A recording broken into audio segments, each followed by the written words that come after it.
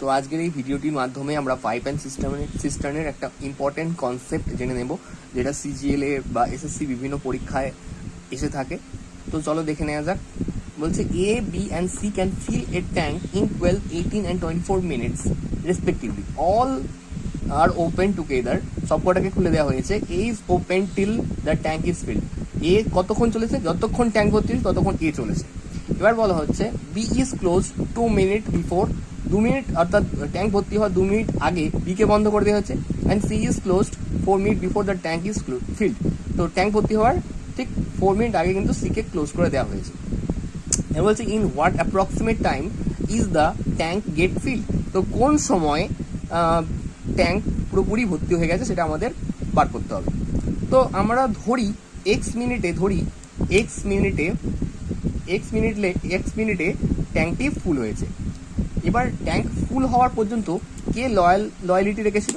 এখানে দেখা যাচ্ছে এ ট্যাঙ্ক ফুল একদম ফিল হওয়া পর্যন্ত এ কিন্তু চলেছে, এখানে বলা হয়েছে।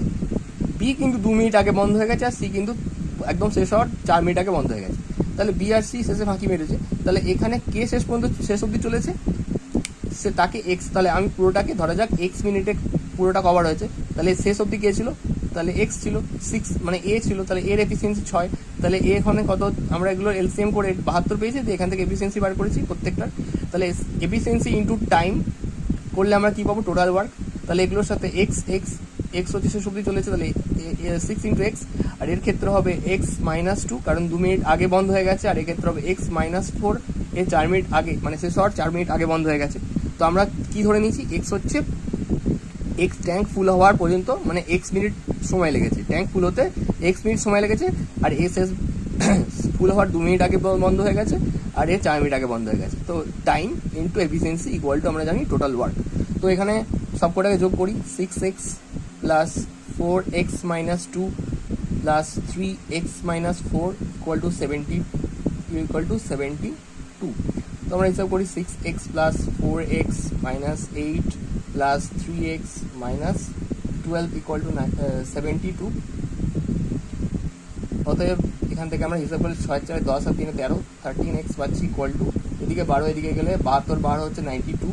তাহলে x ইকুয়াল টু লিখতে পারি 92/13 ইকুয়াল টু 7 পূর্ণ 1/13।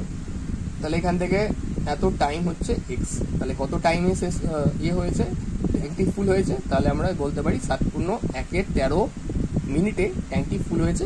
বা এখানে যেহেতু অ্যাপ্রক্সিমেট ভ্যালু চেয়েছে, তাহলে আমরা বলতে পারি যে প্রায় 7 মিনিটের অধিক সময়